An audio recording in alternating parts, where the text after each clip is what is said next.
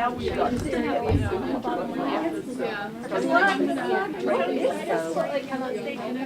Actually, I saw it before.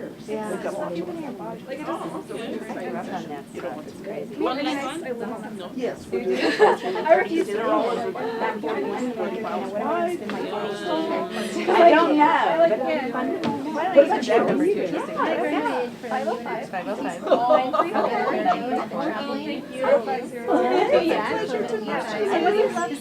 Yeah, nice to meet you. Yeah. I'll email you, and I did try to call the co-op, and I'll try them again, and then Yeah, I did I'll last call them summer, later, but but it did not go them, down. and then you'll go. To maybe meet with them. Oh, Does that make sense? I don't. No, I. Sure, you can.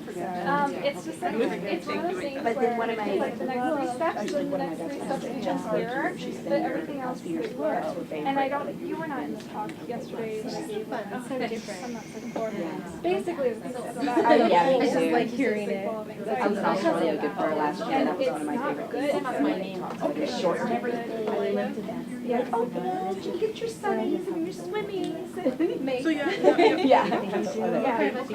I was in Barrio. Okay. Well, I voted in the Democratic primaries, which is how you. It's in Queensland on the coast. And they say, so great to meet you. We And don't I'll have email you and to. we can connect, you can Skype, you can talk. so where else? Costa Rica. Manuel Antonio. Have you been to Costa Rica? No, that's on my list. I know everything's on my list. Yeah, it goes through some. I have a 12-year-old. Yeah. You're so smart. Well, thank you. I am. Yeah, I've got to go, so I have to go. Yeah, Well, that's why I came in this way. well, so much of that conversation. Like last summer, I took him over here for around a month. And then we're just talking about, oh, what are we going to do this summer and where are we going? It's like, I wasted my whole summer. I might go use the restroom and I was like, check my take it. So, I don't know. Venice, we hiked with Tara, we went Sounds cliff great. diving in Milano. Yeah, we're all Concentration camp before our It's such a bachelor's. terrible. Yeah, and if not another day while you're still here. That would be nice. Yeah, that's Well, thank you for stopping by. You should know. if I could, but he's a 12-year-old boy that wants to like run around with his friends and stuff like that. It's something. It's a place to start. If somebody wanted to be like, that pretty much sucks. So I mean, we're gonna go to But, Northern Idaho, you know, Washington, it's just something Montana. that I can. I'm gonna go. I'll probably only. You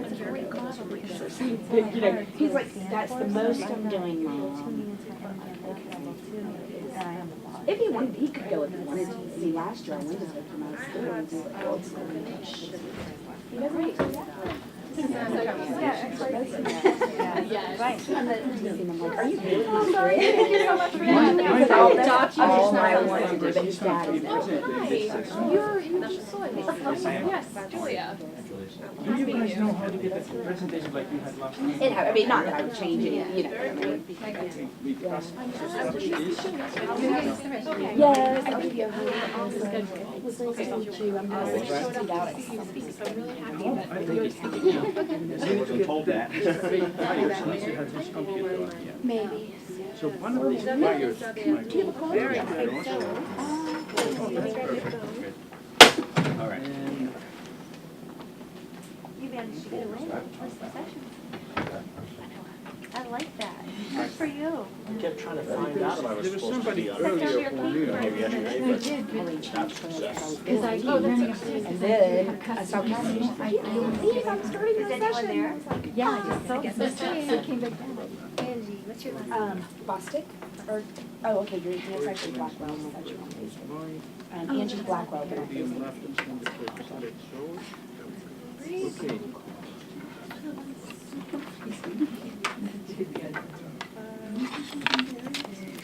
I just hit the button. You just turned it off, right? I have my own presentation at the same time. Yeah, Okay. So, there is that this unfortunate thing there that I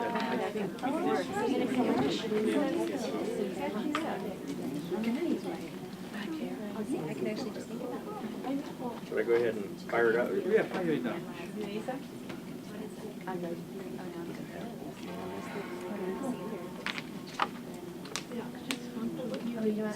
Oh, it's fun. Yeah, shoot me a text and then, yes. I changed my speaker. Because I'm like, even if it's Is there a remote clicker I can use, or? No, you need to. There's a point.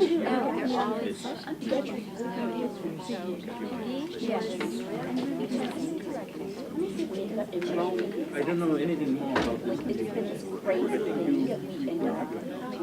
And not knowing. It's already up. No, yeah, she told me that too. Oh, she's like, oh, I saw you're in Australia. And oh my gosh, she's sitting. I'm not she's back on Thursday tomorrow. I mean, Isn't it amazing? crazy. It can also be really crippling. I gave a lecture Sunday up in northern New Mexico for the Northern New Mexico Vine and Wine Society, wine growers. Their projector didn't work. So they had to listen to me sing my medley of tunes from Don Ho. I haven't heard a Don Ho song since I was a kid. I want to hear what just cut. You are beautiful too, my in my wine. Okay, I'm gonna sit here while I watch. Oh, I'm gonna hold your coat hostage. That makes me feel fine. What do you mean, look at me?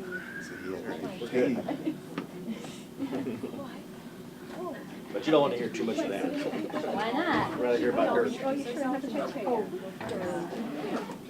You're so sassy. Oh, so I'm taller? Okay. Or should we go over here? I don't know what time this is supposed to start. do you? to start a half an hour ago. Yeah. Oh, I was told 3:30. When in Rome? Really? 2:30. The name tags. I saw my name tag. I'm supposed to start at 2:30? This is your group to 2:30, yeah. It's just you two. No, it's the three of us. I noticed yesterday there were my pictures. I'm like, I should have taken that thing out. Okay. I told you, it's Yeah. cheesy. You can sit Do you have enough for space in your phone? I just You better do a good job. 125. It made me look really I thin. had 8 before, so I was definitely. This is like roll. Just 8 gigabytes. That's awfully bright. I know, isn't it? But everyone's here, so we can just. Oh, those are awful. You guys. Okay.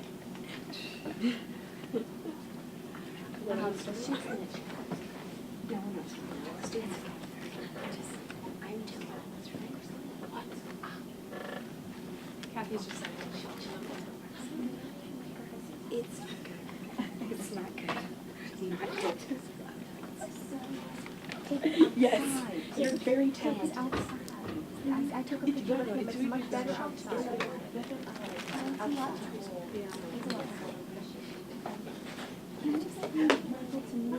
Oh, sure. Oh, I mean, And then I'll just sit yeah. You've been so talented. Yeah. It's gonna be the lever. As long as we stay in this little, as long as we stay right here, we're good. Okay.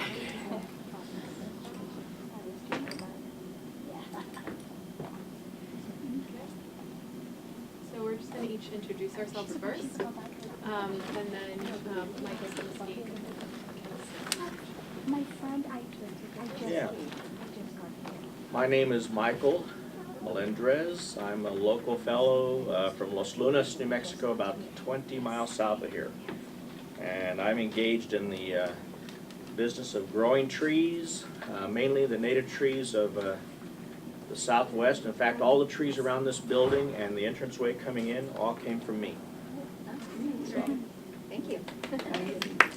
I'm Julia Mandy. I live in Los Angeles. I'm from New York, and I was raised in Zimbabwe. I currently work at a startup in LA in hydroponic technology.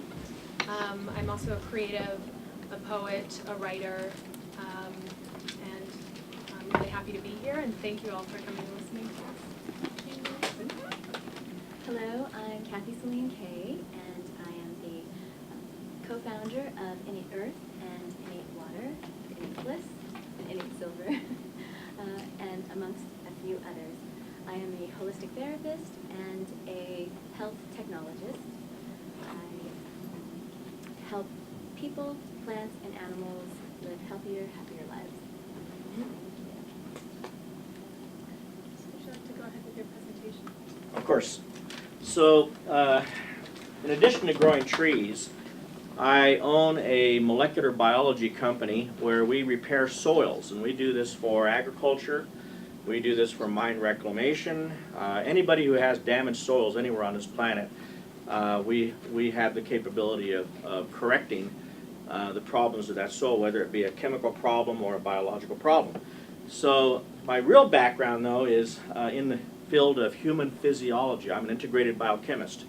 And so I grew up academically in the world of wellness and trying to understand the needs of the human body and what we need in order to be a healthy and whole human being.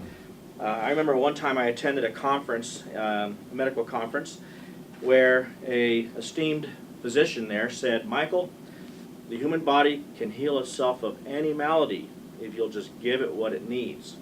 And that really stuck close to home for me.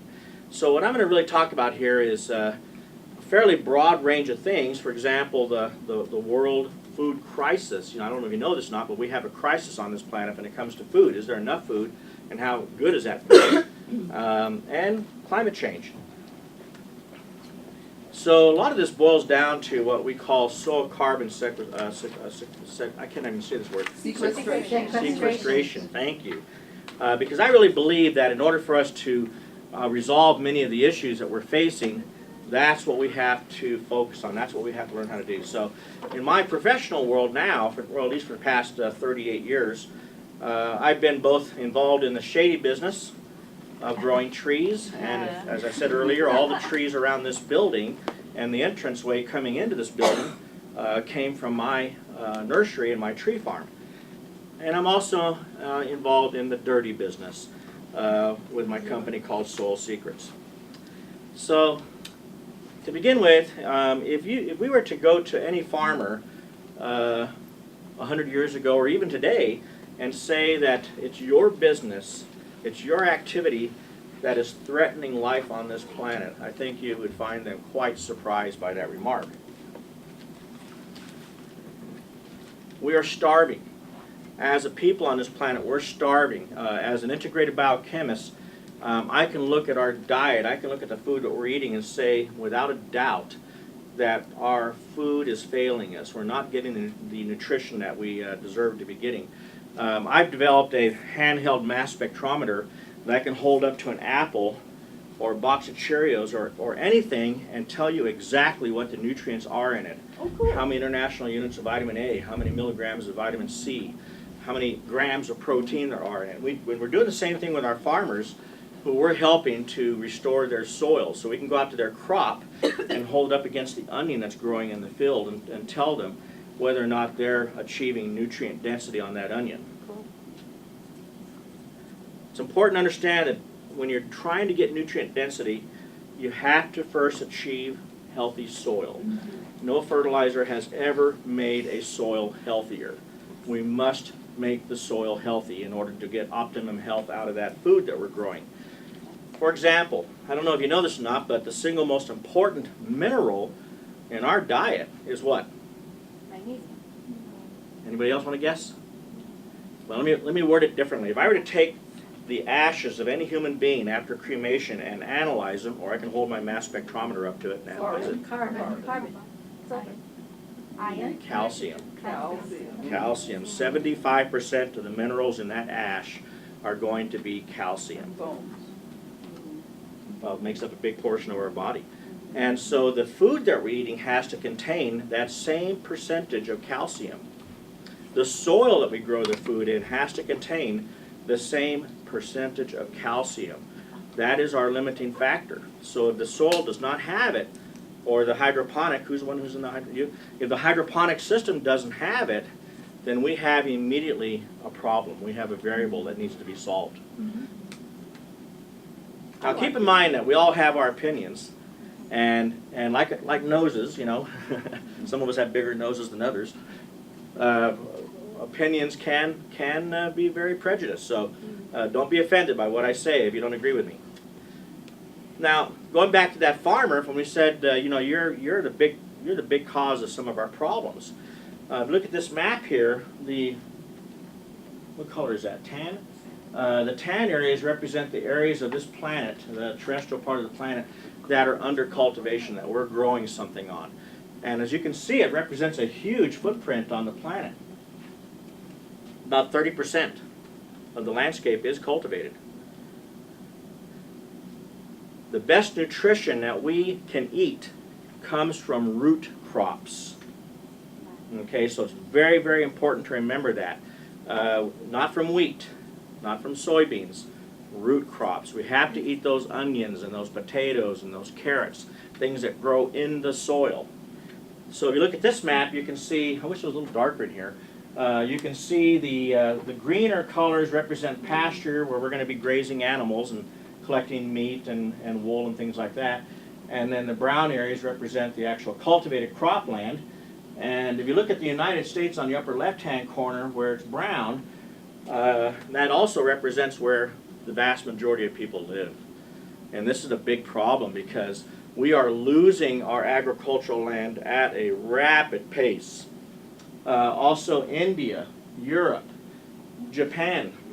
Not so much. I'm going to back up here to China. If you look at China, let me get this pointer out so we can all see where China is. There we go. China's right over here, and as you can see, its cultivated area, brown, is considerably smaller than what we have, or what India has, and the amount of pasture is also quite a bit smaller. Even though they have 1 billion people over there, they've got a problem, and how are they going to grow enough food to be able to feed that 1 billion people? And because they do not have the vast amount of acreage of agricultural land that we have over here. Yeah, they got those high densities. But they also don't have the huge energy footprint. You see the lights? Look at this. China has a much larger population than what we have, but look at this giant carbon footprint that we have in the form of lights that we have turned on at night. Lots and lots of carbon. Ultimately, where's that carbon going? Into the atmosphere. I found this bit of information recently from the American Farmland Trust that we are losing here in the United States about 40 acres of farmland every hour. This is land that is falling apart. It's losing its topsoil. You know, the topsoil, the very essence of what defines it as a healthy soil. We're losing that. Erosion as well as chemical damage. The herbicide Roundup, also known as glyphosate, literally damages the chemical structure of soil to the point where the crop cannot pull out of the soil those elements that it needs. So in addition to that Roundup also being dangerous to us, having a serious impact on our physiology, being a very strong carcinogen, it's starving us. It's making it difficult for the plant to get the nutrients out of the soil. So we're losing 40 acres of farmland every hour. I'm 61 years old, and when I extrapolate that out to my age, that's 21 million acres of farmland that we have lost here in the United States. Well, I can tell you the population of this country has increased substantially in my 61 years on this planet. And it will continue to increase. We see this as a global situation where the population is increasing. So the story at a glance, so we see a growing environmental climate and health problem that can be traced back to the introduction of modern industrial farming. You know, we look at climate change and say, wow, you know, we're pumping carbon into that atmosphere and this is causing climate change. But what's the biggest contributor to that carbon that we have? Is it the coal power electric plants? Is it us burning gasoline in our car? It's agriculture. Agriculture is pumping more carbon into the air than anything else. And it's depleting our soil while it's doing it, and it's growing lousy food. So are you saying that not fossil fuels, agriculture has surpassed fossil fuels in emission of carbon dioxide? Absolutely. Agriculture Wow. has surpassed fossil fuels Wow. over the past 80 years by a considerable amount. So the solution ultimately is going to be that we have to learn how to farm better. We have to become really more sustainable in how we farm, and we have to go after a soil health philosophy in our farming, so that we're restoring that life of the soil. The soil is a living entity. We have to restore that. Mineral nutrients that are in the soil cannot get into that plant without water. And I think we can all agree that water is a serious situation on this planet. Not enough of it, and the quality of the water is in decline. And so when we're depending on having to irrigate our crop to get the nutrient into the plant, then we have a huge limiting factor. So one of the things that helps water stay in the soil, I'm going to show some evidence in a bit on this. What helps water stay in the soil, once you put it there to water a crop, we don't want it going away real fast. We want it to stay there as long as possible, keeping those minerals in a solution so the plant can drink it. And the limiting factor of what's going to do that is carbon. Not just dead organic matter, not just decaying compost. It's a special kind of carbon that we call a carbon matrix.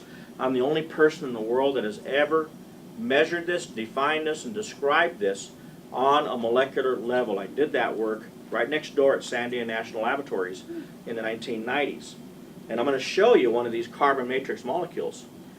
A pound of this carbon matrix in the soil can hold 10 pounds of water in the soil, preventing it from evaporating. So if we could increase the percent of organic matter 1 foot deep from 0, which, believe me, a lot of the farmland in this country is at 0.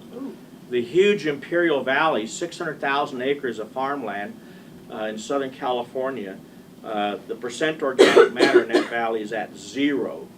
So we could get it up to 8.5%, which I've done in a matter of 12 years.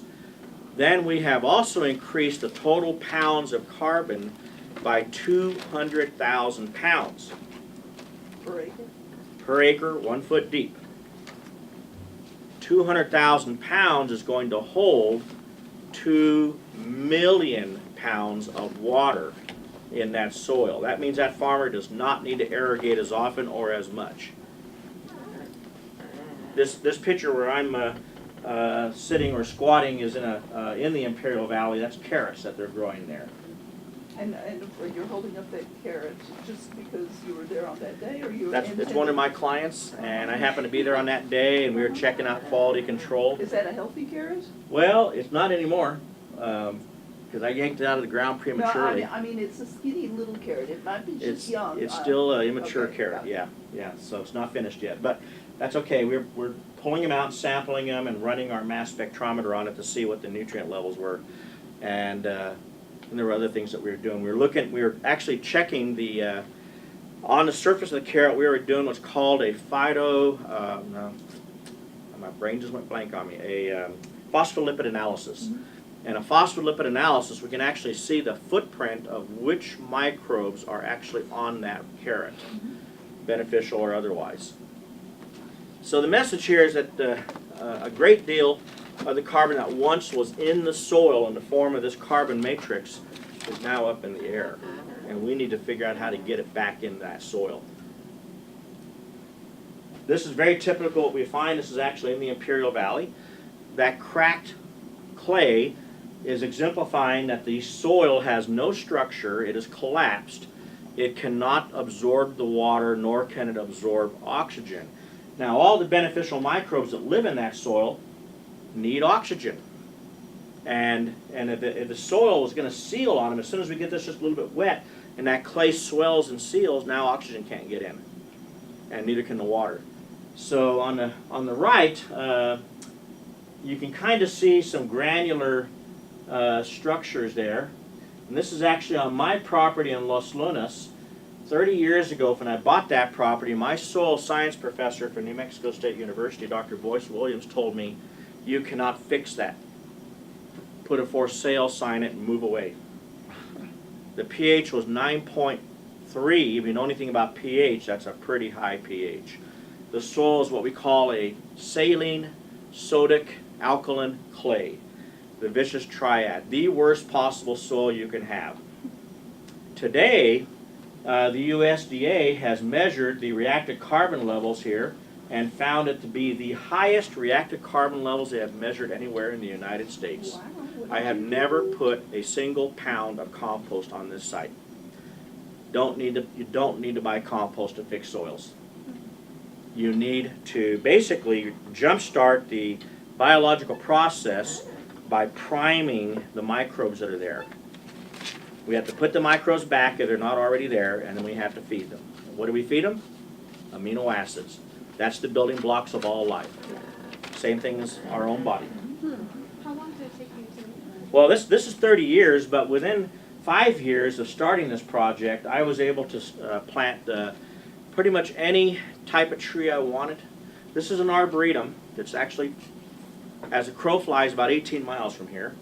And on that site is the largest collection, species collection of trees and shrubs in the state of New Mexico. It's bigger than the Rio Grande Biopark, and I happen to live there. And so I have over 47 different species of oak. I have sugar maples, I have redwoods, I have giant timber bamboo. I got all kinds of cool stuff there. And I got a redwood that I planted from seed on January the 15th of 1989 that is over 70 feet tall, has a trunk on it this big around. Wow. So I know that date because that's the date that my oldest daughter was born. How long did it take to grow that? Well, it was planted in 89, 70 feet tall now. So it averaged probably 3 to 4 feet of linear growth a year. Yeah, okay. Yeah. Wow. Amazing. So this industrial food system that we're currently observing, not only here in the United States but everywhere. In fact, there's a foundation funded by several very notable billionaires in this country. I won't name any names. It's currently pumping money into an educational program to teach third worlds on how to farm like how we farm here in the United States. I think that's a disaster. So they can be fatter and less nourished, just like we are? Yeah, exactly. And need hospitals just as often as we do? Exactly. That they don't And have? so, diabetes, they need more diabetes like we have, heart disease and strokes and things like that. I have clients that, I have one client, it's a Mennonite farmer in Nebraska. He farms 10,000 acres. Yet he doesn't grow any food for his family. And he doesn't have even a little victory garden outside his house where they can grow their own food. He has 10,000 acres of farmland, but they have to go to town to buy groceries. That's crazy. And not only that, but that 10,000 acres is not providing him with a very good living. His spouse still has to go to town and work as a librarian to make ends meet. 10,000 acres is a huge farm. And the size of the machinery, the economics of that is just outrageous. And his wife has to have a job so that they can pay their bills. Something's wrong with that picture. That's right. So we know, tests will reveal this, that the nutrient content of foods has declined a lot in recent years. In fact, here I pulled a quote out of a recent article I found that says that one apple in 1950 had the amount of iron that 36 apples today you'd have to eat 36 apples today to get what one apple 50 years ago provided. Now, what does that mean? Well, that means that, see, our brain, when we're eating, our brain finally gets a message. It's a chemical message saying, I'm full, stop eating. And that chemical message is coming from the nutrient density of the food that you're eating. So if you're eating food that isn't nutrient dense, your brain doesn't get the message. And you keep eating. Guess what? We get fat. Obesity. We have an epidemic of obesity in this country. So we got to get the nutrient density level back up again, and this means that we got to get the beneficial microbes functioning again in the soil. It's the microbes that build topsoil. This is a site that I worked on with the help of the molecular research of Sandia Labs. The original soil looked like that. It was that's just a big chunk of clay, no organic matter. 5 years later, I had developed or grown 3 inches of topsoil. Now, we're told in school that it takes nature 100 years to grow 1 inch of topsoil. I grew 3 inches in 3 years. 12 years later, I just did this past October. I went in with this 24-inch spade, stuck it straight in the ground and popped it out, and all 24 inches of depth is rich in carbon. I measured what percent carbon is this, and it's 8.5%. That's that number I gave you earlier. Wow. Okay, so where's your Superman cape? Super soil. Remember I said carbon is what holds water in the soil, but it's not just carbon the element, it's carbon a specific molecular structure. Now this is what we call a solvation study, and all of this is water. There's over 10,000 molecules of water in this cube, and that bluish color that you can see in there, that's carbon that's part of a molecule. I'll show you the molecule in a moment. That one molecule is holding all 10,000 molecules, keeping that water from escaping. Interesting. And it's doing it, see there's your molecule. So what's the mechanism by which That ring there is what we call an aromatic ring. It's an induced magnetic field. So the mechanism is electricity. Just like the Earth, we have a North Pole and a South Pole. And because of the North Pole and the South Pole, we have gravity. And with gravity, we get to stand here on this planet without flying off into space. And the moon continues to orbit around us 250,000 miles away, and it doesn't fly off into space. Why? Electricity. And so this molecule is doing exactly the same thing, holding these water molecules so they cannot escape. Now, if we could charge the soil full of this, not only would we be able to hold on to the precious water, but we could hold on to the elements of fertilizer that we put in that. If you're trying to farm in the Sahara Desert, that's sand. Sand does not have the electrical conductivity power, the electricity, to hang on to the calcium and the magnesium and the iron and the zinc and so on and so forth. And so every time you pour water on that sand, those elements just leach down deep and beyond the reach of the plant roots. But if we could put this in there, the magnetism of this will hold on to those elements so they cannot leach, and they will stay in a water solution. Remember I said earlier that a plant cannot get its minerals without water. Now here's the molecule, a little more intimate look at it. Now, see that spark? There you go, see it? And it's going to happen at the top also at the same time once we rotate around and you see this. This is $1 million worth of research here, folks, that I did at Sandia Labs. So there's a spark over here and a spark down there at the same time. This is what we call the potential difference in energy. This is like when you were a little kid and you would scoot your feet on the carpet and you're building up a charge. You sneak up behind your little sister and touch her earlobe and zap her. Yeah? All right. So this thing is also building up a charge, but it's doing it through that ring. There's several of these rings, and these rings are induced magnetic fields. In other words, they are electrical power generators. These things are being built by the microbes in your soil. They are not coming from us dumping compost on the site.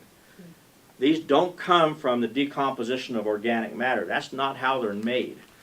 They're made through a much more intricate, complex chemical reaction involving bacteria and fungi and enzymes and amino acids. A marvelous consortium of stuff going on here. Ecosystem of its own. Yes, and I suspected this about 25 years ago. What I didn't say at the very beginning of this talk was that what started me on this quest was in 1968. I was 13 years old, approximately, and I wanted to compete in the New Mexico State 4-H soil judging contest. My father was a farmer, and probably the smartest man I've ever known. And he said, I will teach you how to judge soils. So he drove me all over the Mesilla Valley. I came from Las Cruces, where the Mesilla Valley is. Drove me all over that valley. He knew all the farmers, and so we went out onto the farms and we dug holes in the ground, and we'd get down on our hands and knees and scoop up some soil and look at it, and he taught me how to estimate the percentage of sand, silt, clay in that soil, because that's what you do when you're judging soil. And while we were doing that, my dad was looking at the soil and he said, Michael, everything that we do in farming is wrong, and it destroys this. Well, he was also the John Deere tractor guy in our valley. He owned the John Deere dealership. And he recognized that he was part of the problem himself in selling this great big machinery and encouraging farmers to buy fertilizers. And so he was right. And it had a profound impact on me at that moment. And ever since then, I wanted to understand science. Not only science of soils, but science of our bodies. What makes our body click. So this image is showing a little grass plant that I walked out into my arboretum and just yanked it out of the ground. And you can see the roots are black. They're coated with this carbon matrix. Now here's evidence that this really does do something. You know, we watch TV commercials, and it'll be maybe a comparison between two different brands of cola. And they said, well, we did this taste test. And 9 out of 12 people, or 9 out of 10 people preferred this brand over that brand. You know, blind taste test. But where's the evidence that they really did that study? Or that dentists prefer this brand of toothpaste over that brand. You know, in commercials and advertising, we can say anything. We can lie through our teeth, and nobody ever challenges us on this lie. But I'm going to show you evidence this really works. So what are we looking at here? The largest pecan, you all know what pecan trees are? You eat pecans? The largest pecan grower in the world is a company called FICO, F-I-C-O. They're one of my clients. They gave me these graphs. They have buried in their fields moisture sensors that tell their computers, which tell their irrigation systems when to run and how much to run. It's all based on how much water is in that soil and when do we need more water. So this graph here, this particular block of land is one of their better sites, good soils, real porous, and they weren't too worried about it.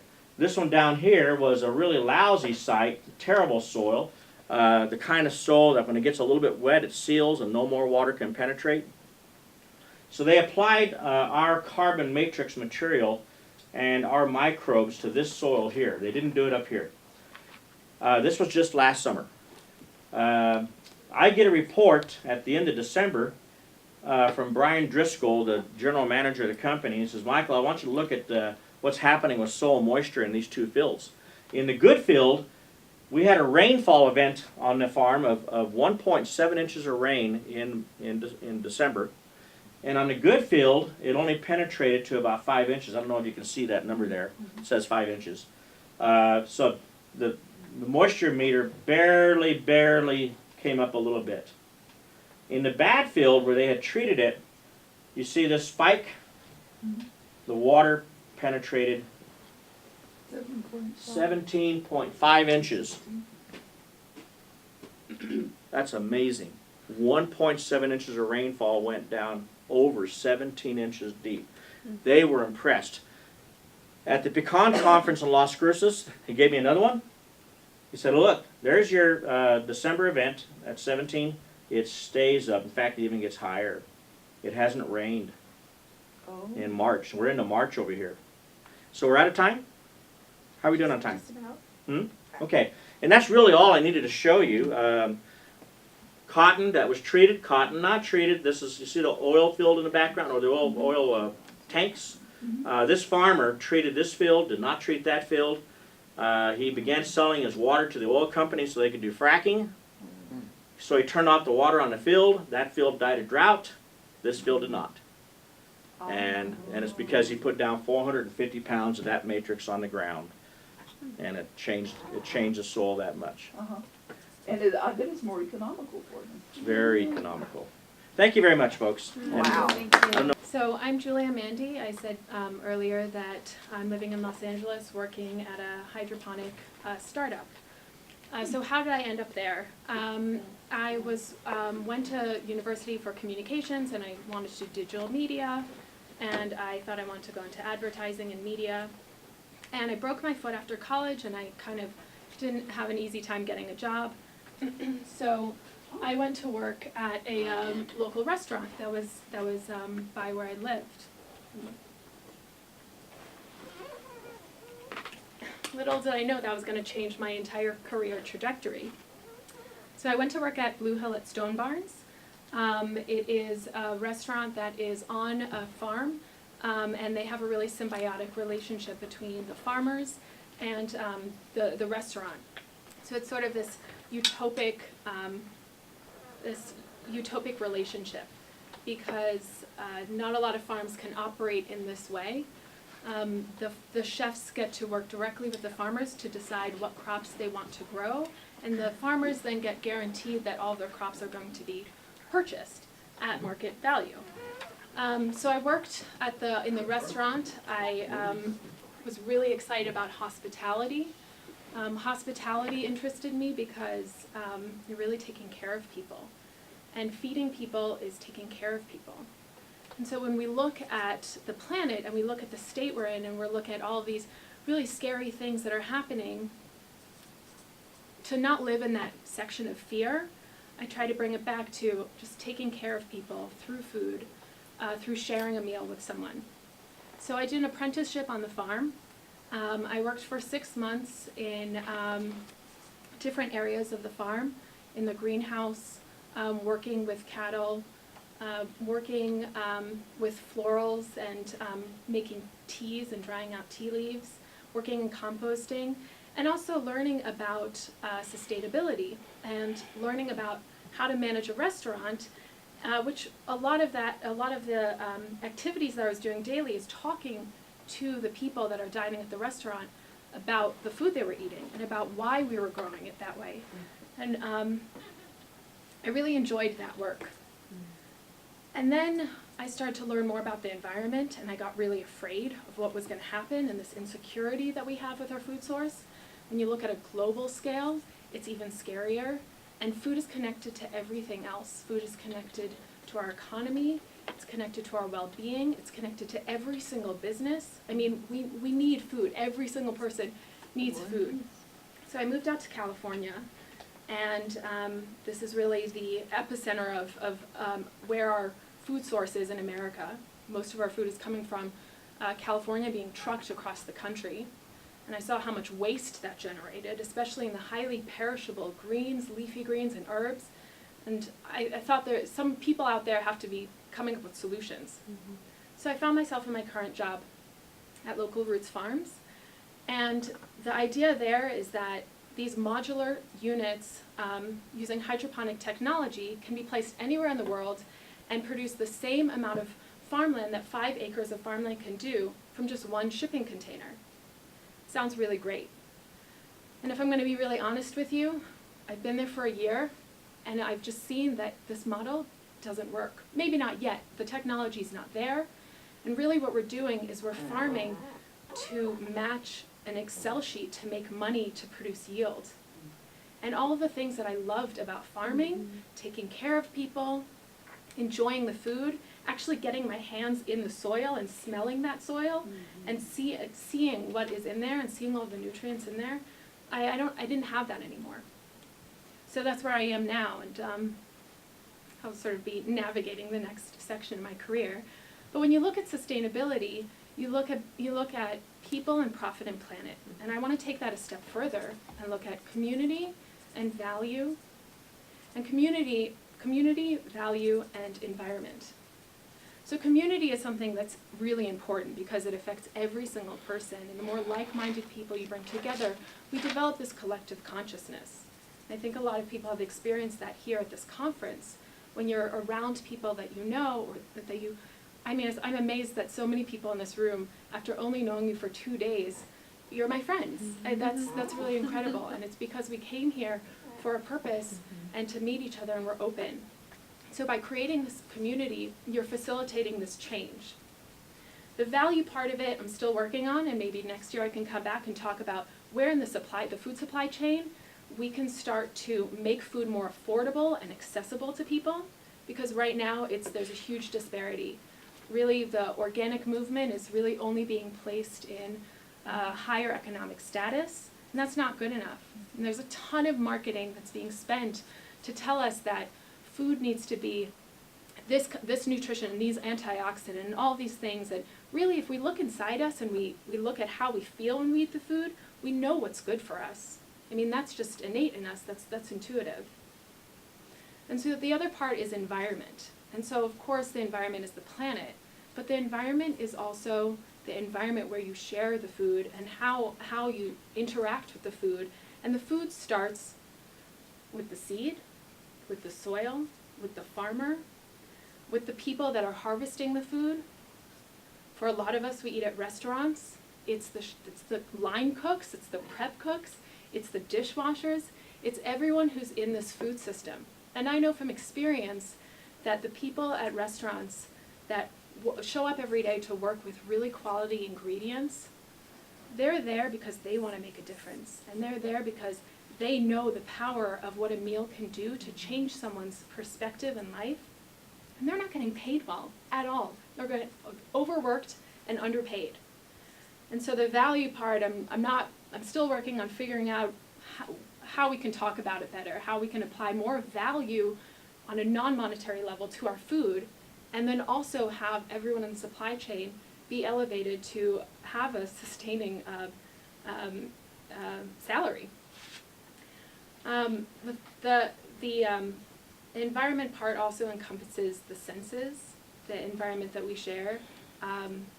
For me, food is really important because I grew up eating really good food and sitting around the dinner table and knowing that I always had that in my life and smelling the foods. And I kind of went through medical problems when I was in my early teens, and I've heard that from many people here, that they found health through illness. And I can go into why I don't really want to talk about my gluten intolerance, but basically what I learned was that if you're not taking care of the soil and if you're not taking care of the land, you're not taking care of yourself. Mm-hmm. So I kind of just want to leave it at that. Oh, that's Thank you.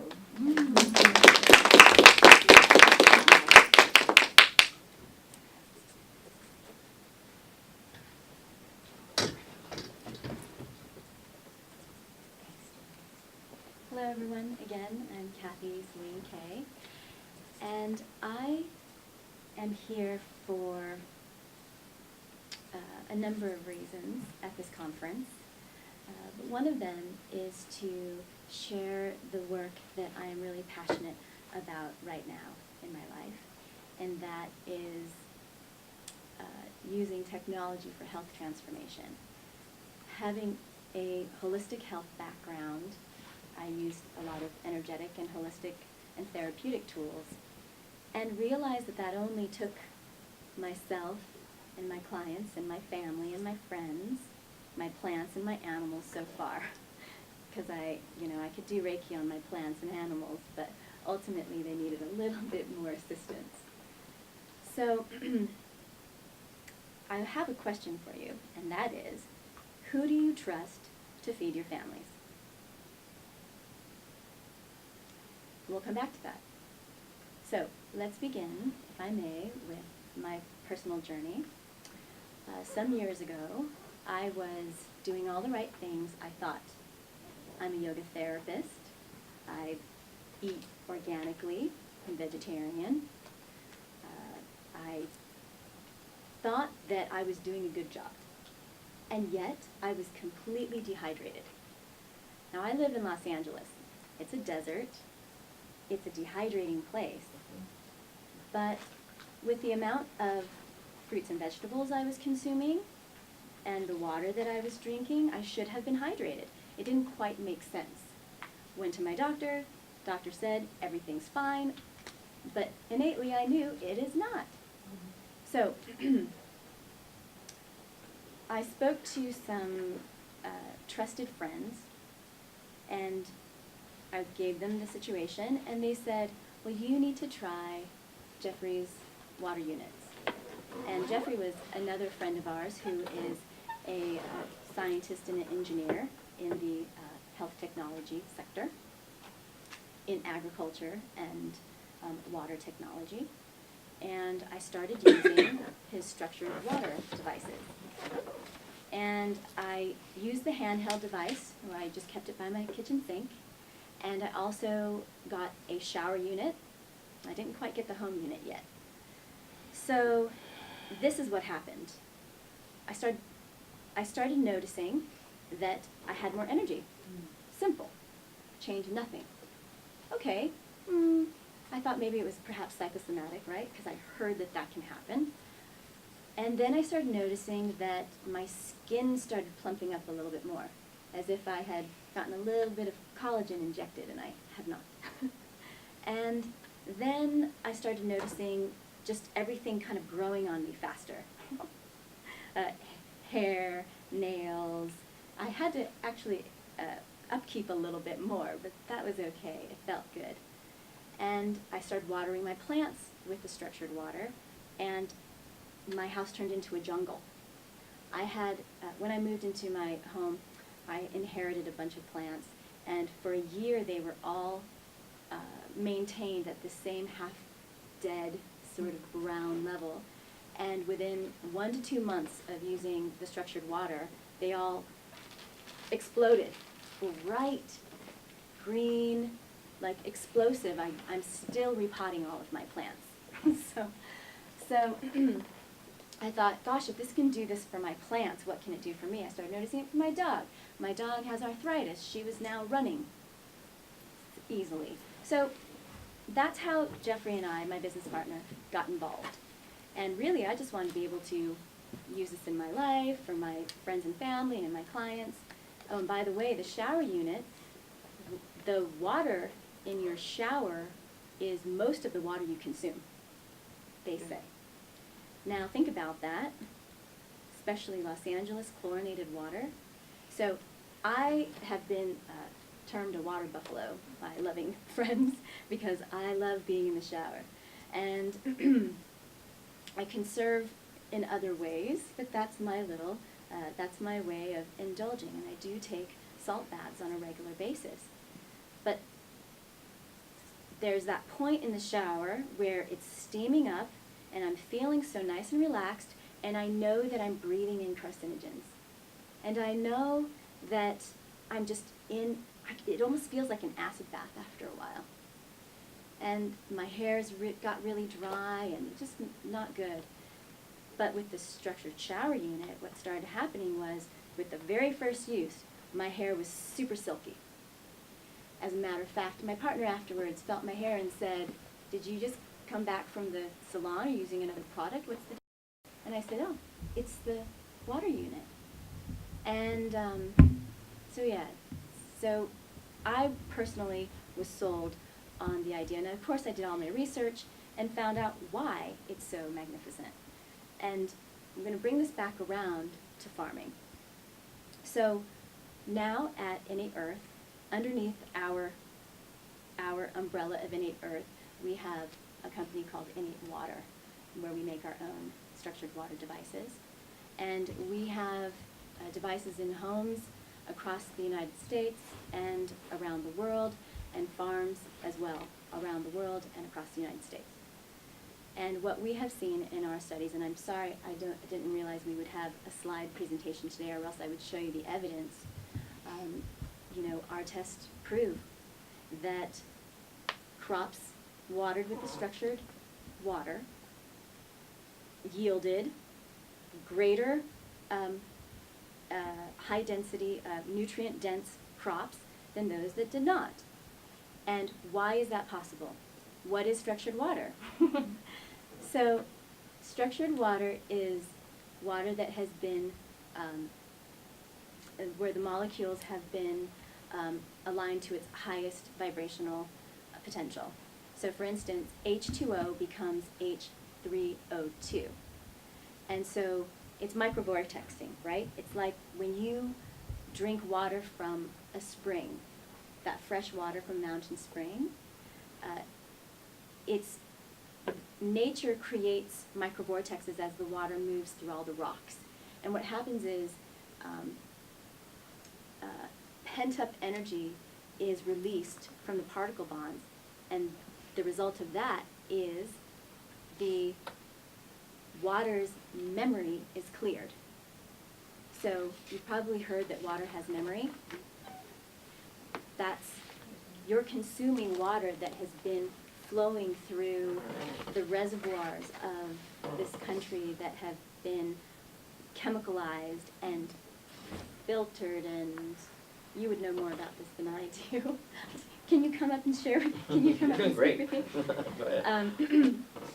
So there's this great story about these 4 Japanese men back in the 50s or 60s, and they were sitting around a table, and they were discussing this nuclear weapons attack that they were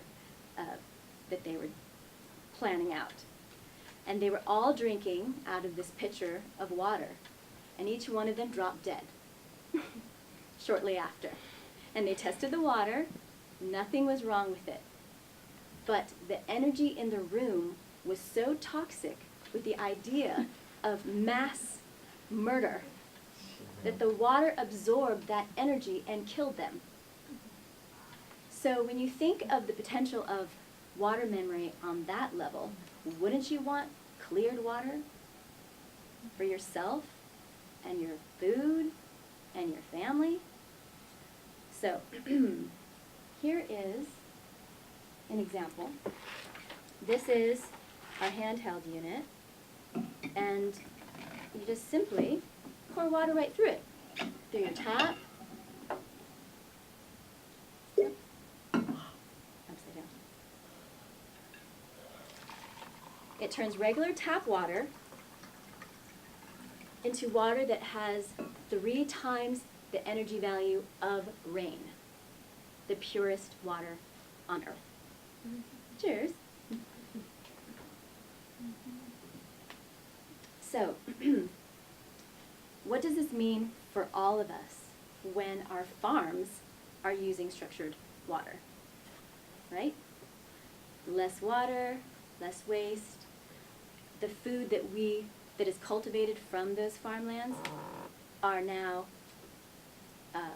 rich in hydration. They can actually hydrate you because we've changed the molecular structure of water so that your body can absorb it. It's almost like looking at a perfectly structured geometric snowflake versus what looks like a germ, basically, which is LA water, which is any kind of tap water, which is even your bottled water. But we're not saying give up your favorite water. If you've spent thousands of dollars on a home water system, great, fine, use it, but take it to the next level. If you create green juices for your family, then use the structured water in it because it'll help your body absorb the nutrients of all of those vegetables even more. So now, what we hope for you at Innate Water and Innate Earth is that you really think about where your food comes from and learn to grow your own food. And if you don't want to do that, then please get to know your local farmers and cultivate relationships with them, and, if possible, encourage them to stay on the wholesome path. So, I think I'll conclude there, but thank you very much.